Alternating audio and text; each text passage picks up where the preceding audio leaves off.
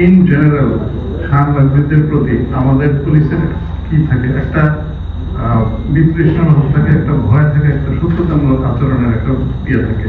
কারণ দেখা গেছে যে যখন কোনো ধরনের সংঘর্ষ হয় তখন আপনারা আপনাদের নিউজের স্বার্থেই যেভাবে এটা উপস্থাপিত করেন, এটা এস্টাবলিশমেন্টের বিরুদ্ধে যায়।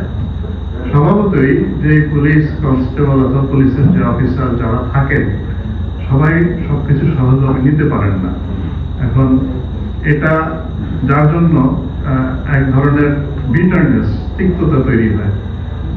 এইটা একটা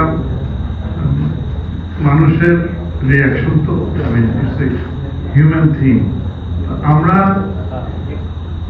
বিশেষত সাংবাদিকদের সাথে আচরণ, এই ইন্টারফেসটা কিরকম হবে, এর জন্য আমরা ইউনেস্কো আমাদেরকে প্রস্তাব দিয়েছে, তারা এ ব্যাপারে আমাদেরকে সামনে কিছু প্রশিক্ষণ দেবেন।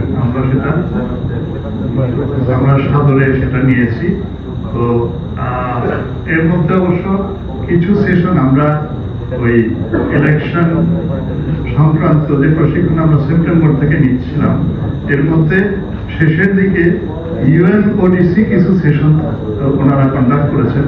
সেটাতে how to deal situations and how to facilitate journalists doing their work, এর উপরেও তারা কিছু সেশন নিয়েছেন। আমরা শুরু করেছি এইগুলোতে আমরা প্রশিক্ষিত হতে।